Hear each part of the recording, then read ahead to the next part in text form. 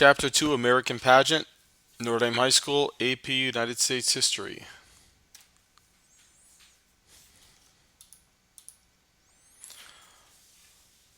Okay, here we go. We're going to talk about England today and England's initial colonization of North America. We start with the Protestant Reformation, really skipping ahead past Henry VIII's break with the Roman Catholic Church to Queen Elizabeth. Queen Elizabeth is responsible for getting colonization started. Um, she started really not in North America, but with Ireland and her brutal way of dealing with Irish rebels. It turned into a very savage battle that took place between England and Ireland, or the Ireland rebels. They were dealt with, without any mercy, beheaded, tortured, imprisoned, and really, as a result of this, the Irish develop this reputation as savage natives, and they'll carry the English troops, and really the English in general will carry this idea and compare the Irish with the Native Americans eventually. So some early colonization efforts, or at least exploration efforts. Sir Francis Drake, who's one of Elizabeth's favorites, we know him already from the previous chapter for raiding Spanish ships. He also circumnavigated the globe, which is very important. And then Sir Walter Raleigh, who I think I have a picture of. We'll come back to it. Sir Walter Raleigh, who was one of Queen Elizabeth's favorites, may have had a relationship with her. It's unclear with the Virgin Queen, but later he would actually marry one of Queen Elizabeth's servants. He would fall out of favor with her, and eventually he will be killed. Sir Walter Raleigh's first attempt at Roanoke Island. Okay, we know that in Roanoke, most likely Megalodon attacked the settlement, which disappeared without a trace. One of the main factors that allowed England to really push forward in its desire to expand and see what was out there was the defeat of the Spanish Armada. The Spanish had done so well with conquistadors in South America, but they had really overreached their bounds, and they got involved with the Irish against the English. Part of it is the Spanish are Catholic, the Protestant Reformation and the conversion of the English Church created a natural rivalry. And then you have the Spanish really overreaching, attempting to attack England's mainland.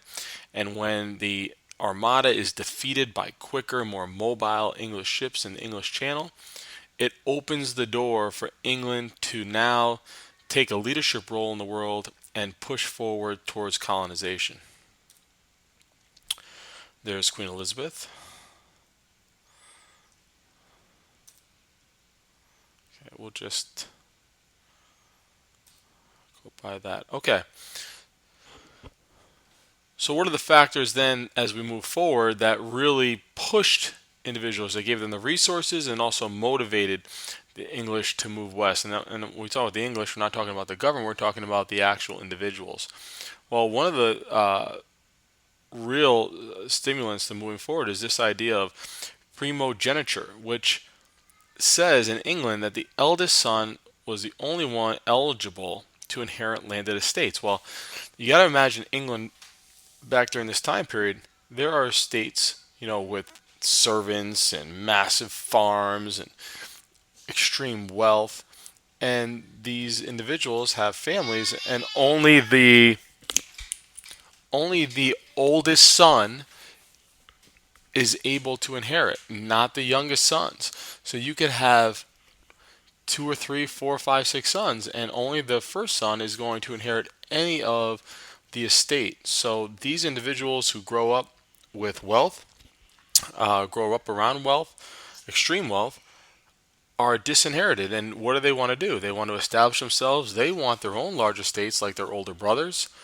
And so they look towards North America as a means to that end.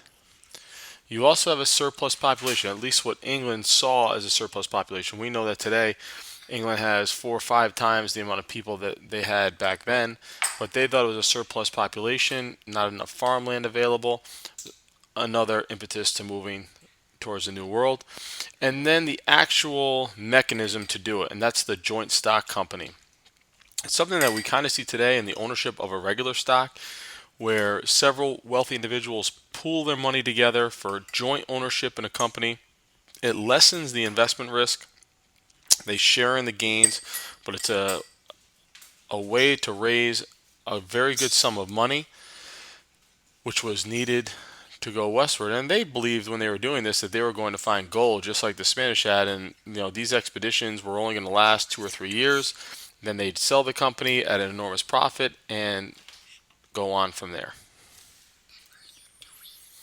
This is just a picture of Sir Walter Raleigh. Again, you can see in this picture he shows his deference or loyalty to the Queen, wearing her colors, black and white. You see he has a pearl earring there as well. Okay, so enter James I in 1603. The Virginia Company is our first joint stock company that is going to head towards the New World. And it's very significant. The Virginia Charter is significant because it guarantees that these colonists are going to have the same rights as if they lived in England still. Just an early map. I visited Williamsburg this past spring with Mr. Foote and his family. We were able to see a lot of these settlements and recreations of them. Believe it or not, this is Pocahontas. She was brought back to the New World after her marriage with John Rolfe. Unfortunately, she passed away before she could return, but her son did. And her son, you could trace his ancestors. I shouldn't say ancestors. His predecessors, all the way up to Mrs. Woodrow Wilson. Okay, so in the Chesapeake, the story of John Smith, the idea that the settlers settled in a very poor area with mosquitoes and disease. It caused over 40% of them not to be able to survive. They also had to deal with Chief Powhatan, and Chief Powhatan has control over all the local tribes. He's the most powerful leader of Indian tribes in the area.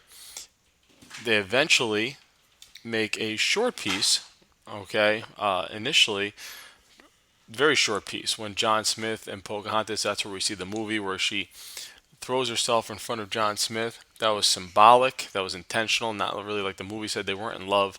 It was more symbolic to let John Smith know how powerful they were and what they could do. Well, later on, when Lord De La Warr shows up, his experience comes from the war with Ireland. He understands how to win a war. He uses Irish tactics, he calls them, quote unquote, and those Irish tactics include the burning of houses, the raiding of villages, very brutal tactics. And as they enter into the First Anglo-Powhatan War, it is extremely brutal and devastating, more so to the Native Americans, and has only stopped. The peace is sealed with Pocahontas' marriage to colonist John Rolfe. Now, one thing about John Rolfe, he's the tobacco king. He's the one who perfects the method of growing tobacco so that it is appealing, and really is the impetus towards the Virginia economy growing and the Virginia colony being saved, and more settlers coming over. So peace is short-lived. The English really continue to push and raid, and then the Second Anglo-Powhatan War takes place, and this war is devastating to the Native Americans. You look at the 3 Ds: disease, disorganization, and disposability. Disposability really came down to this: the Native Americans had no real function as far as the English were concerned. They took up land, so that's easy. Get rid of them, right? And if they were to work the land, they died of disease. So they had no real value. Therefore, the English had no reason to save them. So that coupled with the lack of unity among the tribes, the Powhatans are not only defeated, but they are virtually wiped out of Virginia and the Chesapeake region at this period of time. In fact, the English believed they were even extinct. This picture just illustrates a little bit of mingling of cultures. You see the little girl is holding a English doll. Okay, so really the Indians at this point have a brand new world. They're no longer welcome. They've got to adapt. Some move to the Great Plains. We'll talk about that more in mass numbers. Some move north towards the Iroquois Confederacy. Obviously, many die, but their culture is different. It's changed. They're exposed to new trades. You see here in this photo, a Native American carrying a rifle. Okay, and what does this really symbolize? Well, now Native Americans are going to fight more amongst each other because they understand the value in trade. They understand the value in the fur trade, and they're going to compete with each other for these lands. So tobacco. Tobacco changes everything. Again, John Rolfe is responsible for perfecting tobacco culture in Virginia, and it grows from there. It grows at an immense rate at first. The idea of slaves was introduced, and even you see here on the slide, 20 Africans planted the seed for North American slavery. But even in 1650 or so, there's not too many African slaves. It's not till the end of the century where you see a large influx into Virginia. But tobacco is a poor man's crop. It's not hard to grow. It's easy to cultivate. It grows quickly. If you have the right environment, it's very convenient. You don't need a lot of slaves. So it doesn't take off early on, but it certainly economically saves the culture. But it's also a terrible crop on the land. It was overplanted. This is going to have an effect on the land in the future as we move through this. In 1619, you also have a representative self-government, the House of Burgesses. It's basically a mini parliament. These colonists are governing over themselves. They're making local laws. They're still English citizens. There's no question on that. But when it comes to making a law that has an effect on Virginia, the House of Burgesses is responsible for doing that. Unfortunately, as we move into the 1620s, the king gets very suspicious of the House of Burgesses. He gets very annoyed. He doesn't actually like tobacco too much. He doesn't trust the House of Burgesses. He sees it as a very seditious organization. And he eventually revokes the Joint Stock Company's charter and makes Virginia a royal colony. And all that really means is now it'll have a royal governor. This is just an advertisement. It shows you, how, and it's funny, look at the date, 1609, and we know at 1609, you couldn't have a worse situation than Jamestown, but it's saying how great it is and how many opportunities there are. Remember also, not on this slide, but the initial labor force in Virginia was primarily made up of indentured servants. Indentured servants would work for 5, 7, 9 years, and with the guarantee that when they were done working, they would be gifted a certain amount of land or at least have the opportunity to cultivate their own land. Okay, Maryland. Maryland is founded as a Catholic haven by Lord Baltimore.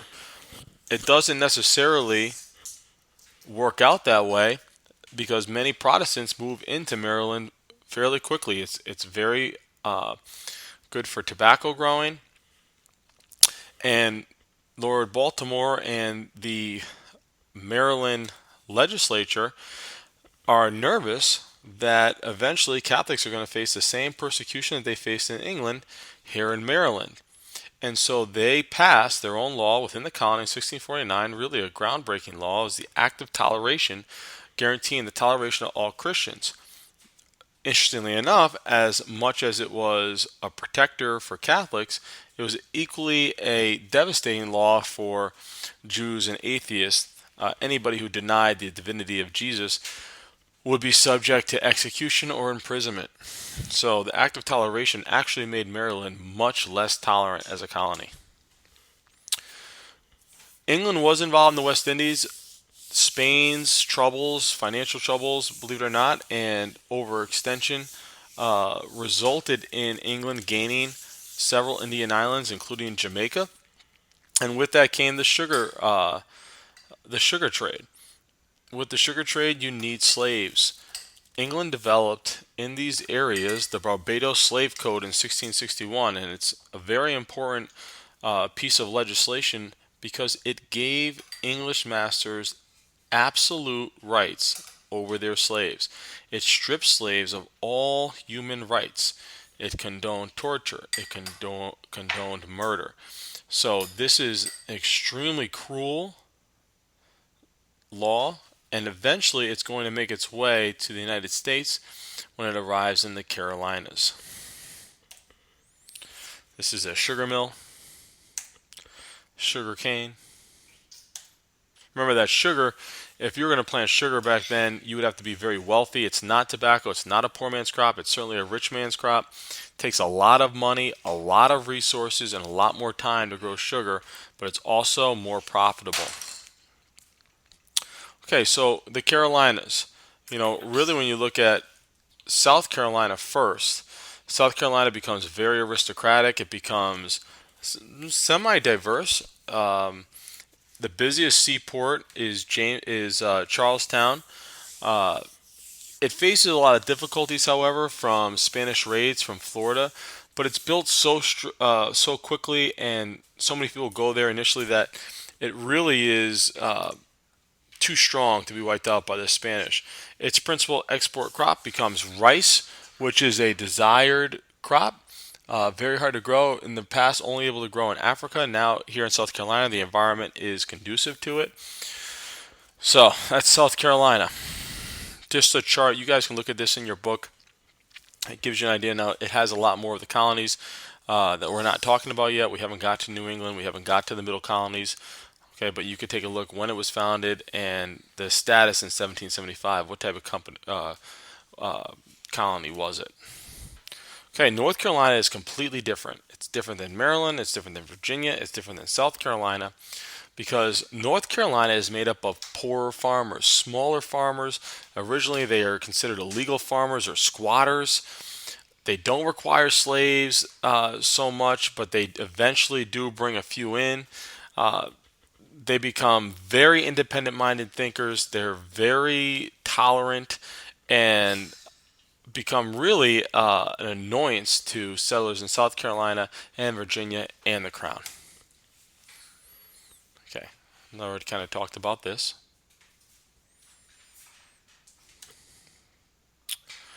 Okay, so in North Carolina, even though North Carolina is more tolerant and less aristocratic, they still don't get along necessarily with Native Americans. So in the Tuscarora Wars between 1711 and 1713, North Carolinians, joined by South Carolinians, defeat the Tuscaroras, who retreat towards the Iroquois Confederacy later, and they are adopted as the Sixth Nation of the Iroquois Confederacy.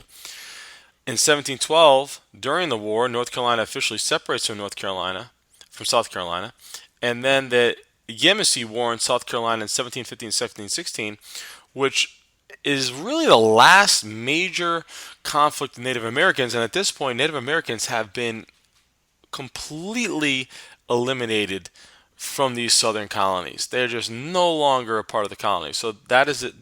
Those wars, that's the significance. The last two wars, and Native Americans really, on any meaningful scale, don't exist in these areas anymore. To give you an idea of the map. Here's the Iroquois Confederacy. We're not into New England or the middle colonies yet, so I'll hold off talking about this at this point. Just a picture of a Native American canoe.